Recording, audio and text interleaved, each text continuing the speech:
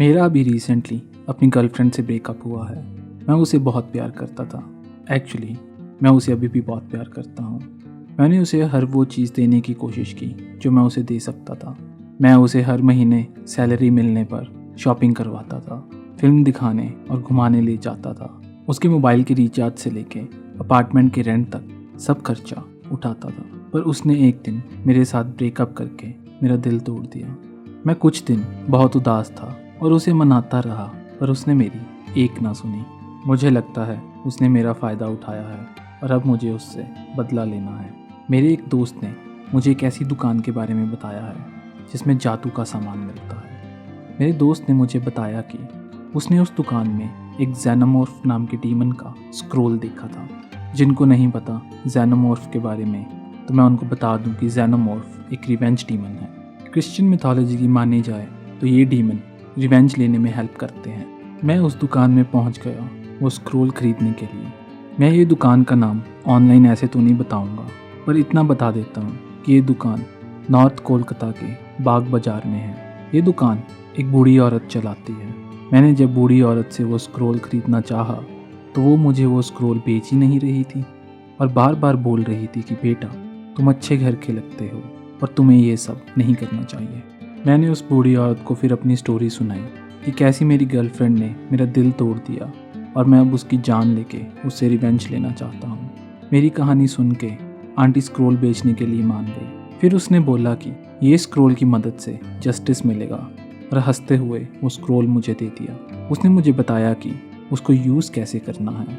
मुझे ये स्क्रोल में लिखे हुए मंत्र को पढ़ने से पहले ज़मीन पर लाल रंग से एक सिंबल बनाना होगा और उसमें खड़े होकर इस मंत्र का उच्चारण करना होगा। जब तक मैं उस सर्कल के अंदर रहूँगा तब तक मैं सेफ रहूँगा। मैंने अपने अपार्टमेंट में पहुँचकर लिविंग रूम का सारा सामान अपने कमरे में रख दिया और फिर सारी लाइट्स ऑफ कर दी।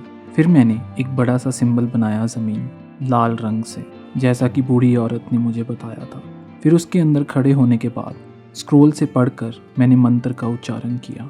मेरे अपार्टमेंट के अंदर बहुत तेज़ हवा चलने लगी और सब कुछ हिलने लगा। मैं चक्कर खा के ज़मीन पे गिर गया और जब मैंने आंखें खोली तो मैं सर्कल के अंदर ही था। ये देख के मैंने एक राहत की सांस ली। किसने बुलाया मुझे? लिविंग रूम के एक एरिया से आवाज़ आई।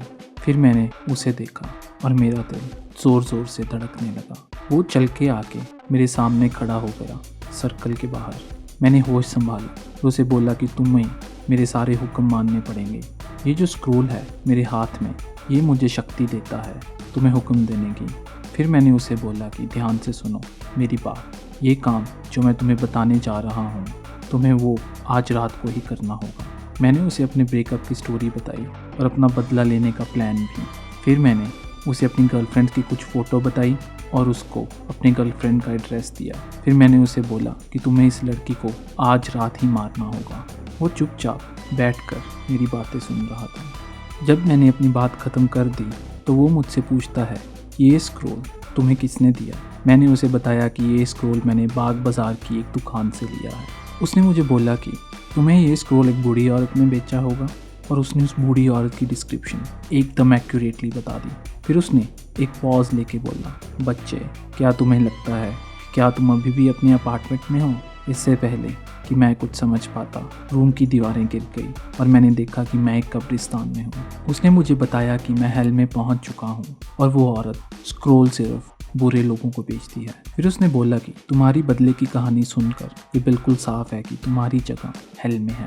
जिनको समझ नहीं आई मैं उनको बता देता हूँ कि ये स्क्रोल का मंत्र पढ़ने से इंसान हेल में पहुंच जाता है, जहां पर जेनोमॉर्फ उसको समय के अंत तक टॉर्चर करता है। बूढ़ी औरत ने ये स्क्रोल इसीलिए बेचा था क्योंकि उसको लगा जो इंसान अपनी गर्लफ्रेंड को सिर्फ इतनी सी बात के लिए मार सकता है क्योंकि उसकी गर्लफ्रेंड ने उसके साथ ब्रेकअप कर लिया है, तो इस इंसान की जगह सिर्फ हेल में है।